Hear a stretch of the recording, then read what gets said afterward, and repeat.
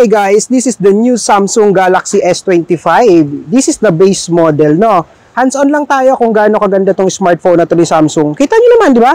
Ayan siya. Ito yung pinaka-back niya. And we have 3 camera. Ayan. Maganda dito sa smartphone na to, ang napansin ko sa kanya, ang sarap niyang gamitin. Perfect tong smartphone na to kung sakaling naghahanap ka ng smartphone na powerful yet napaka-handy lang niya. So, yun yung first impression ko sa kanya. Kung gusto mo ng powerful na smartphone, tapos maliit lang yung kamay mo or something like ayaw mo ng bulky, this is the perfect smartphone this year of 2025. And sabi ko nga, small lang pero napaka-powerful. So, let's check gaano ka-smooth. Ayan, kita nyo gaano ka-smooth yung pinaka-performance niya or yung transition niya. Ayan o, lupit. Tapos, kung mapapansin niyo kahit maliit siya, ayan, and then nasa labas tayo, ano?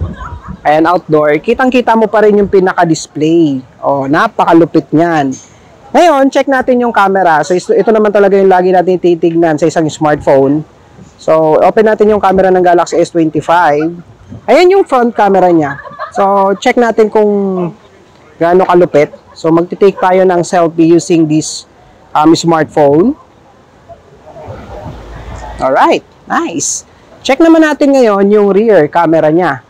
So, this is the ultra-wide. Ultra-wide, ayan. So, capture natin yung ultra-wide niya. And then, yung regular lang, ito yung kuha. Ayan. 2 times, 3 times natin. Ayan. And then, yung 30 times, max natin. 30 times, ayan. Diba? Lupit. Ngayon, check naman natin yung video recording niya. So, ito yung video recording ng Galaxy S25 base model. O, diba? So, yung hinahanap mo na malupit na performance sa isang smartphone na maliit lang, nandito lahat yan sa Galaxy S25 base model. O. Take a look, guys. Gaano kalupit yan. Diba? So, may ultra-wide din yan sa video recording niya. And as you can see, napaka-smooth. Try natin tumakbo. Yun, tumatakbo pa ako niyan. Ba't tignan nyo? Ayun, bilis ng takbo ko. Makita nyo na tumatakbo ako. Ayun, Galaxy S25 base model yung hawak ko. And, lupit. Ayun. Ganda. Solid, solid. O, see? O. Ngayon, check naman natin yung iba pa. Yan, ano ba mga meron dito? By the way, this is the first time na mahawakan ko tong S25 base model. Isa rin sa notice ko sa kanya, yung design. Talagang mapagkakamalan mong yayamanin. Ang ganda. Oh, grabe, napaka-premium ng look and feel. Ano naman, di ba? Oh, yan, oh. Ganyan kalupit yung Galaxy S25 base model.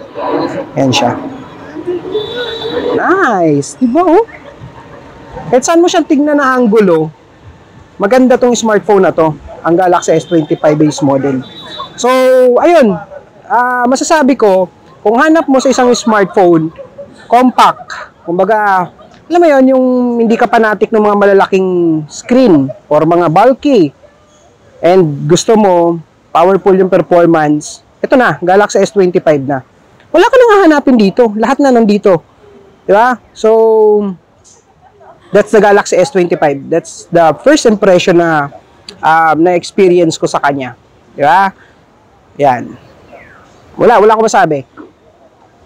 Perfect smartphone para sa mga compact size. Galaxy S25.